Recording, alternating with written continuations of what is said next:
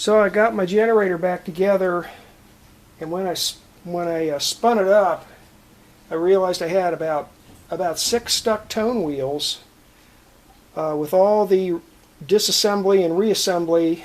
I guess it isn't back together exactly the way it was when I took it apart. And there was 5 or 6 pole pieces that were touching tone wheels and keeping them from spinning. Now, this generator has a problem loosening up. All these pole pieces are stuck with some sort of a corrosion or sticky, gooey substance in there. They're very difficult to loosen up. And these lower ones, there's such a small amount of pole piece sticking out that you really can't get a very good grip on it to tap it out. So what I did, it turned out all my stuck tone wheels were bottom ones like this on both sides. But so what you do is you loosen, well, first you remove this screw. Removing that screw gives you more room down here to get at the pole piece. Okay, so remove this long screw. There's one of them right there. Remove that screw, and then with a 5/32 wrench, you loosen up this set screw. Then I took some Kano Croil, which is a penetrating oil. I use it on guns and stuff, but it's a penetrating oil. Put some penetrating oil here. Then put a pair of vice grips. Now I have, you put the vice grips on at the end. I'll show you what these look like. They're like needle nose vice grips. Clamp that onto the to the pole piece under here. Then take this torch and heat up this outer collar here. And by heating up this outer collar, that causes that to expand, and it'll help loosen it up. So you heat that up with a torch. You might be able to use a big soldering iron, but I use that torch. You know, about 15-20 seconds worth on that thing.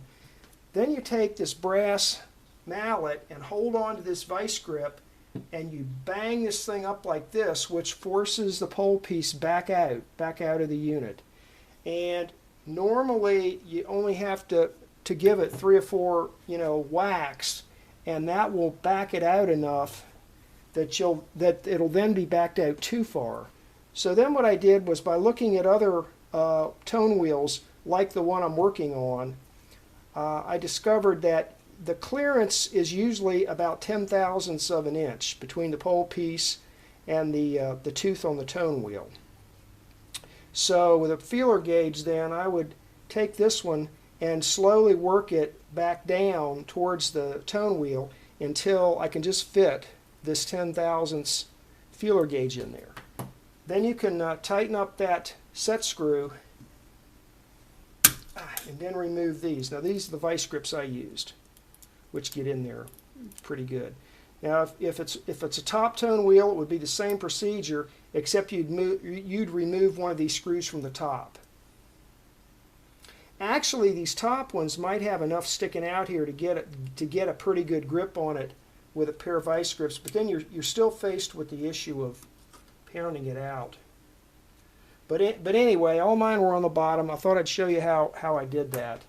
And then, of course, when you're done, you need to put this screw back in and just fit through like that. And then with a flat-bladed screwdriver, just go together like that. Okay.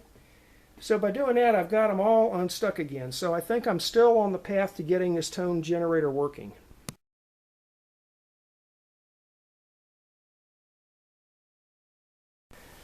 Okay, well, after many hours of fooling around, it looks like I finally got the pole pieces on the ones that were stuck pulled back.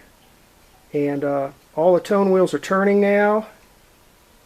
And I started it up, put the run motor back on and the scanner. Got my little 3-way switch here so I can start it up.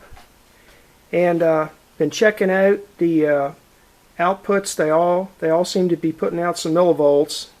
So maybe tomorrow I'll hook up an amplifier to it. I have a guitar amplifier here, right there, that I can use to test to make sure they're all putting out tones. And then after that, still got a lot more work to do. I've got to put the filter tray back on. All the wires you see there have to be stripped, and I need to put the terminal strip back on this generator, which means this top row of screws all have to come back out again so I can put the replacement terminal strip back on there that I got out of the donor. And it's already cleaned up, ready to solder, but I got to strip all those wires and get them all. I made a chart showing where everything goes. Here, I'll show you what it sounds like. Let me make sure I got my switch on start. Yep. We'll plug it in.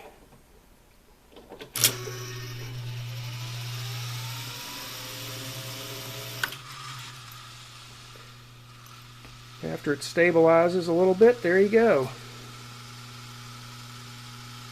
All the tone wheels are spinning. You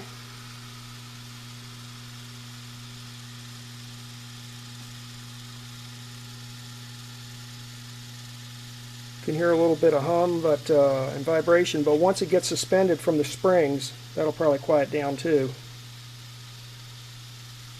And when unplug it, it coasts for a pretty good ways.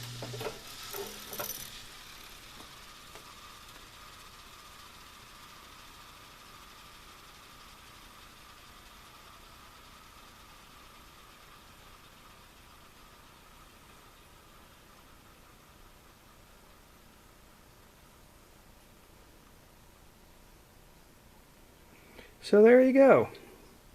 I'm done for tonight. Tomorrow, if it's raining again tomorrow, I will be back down here working on the filter tray.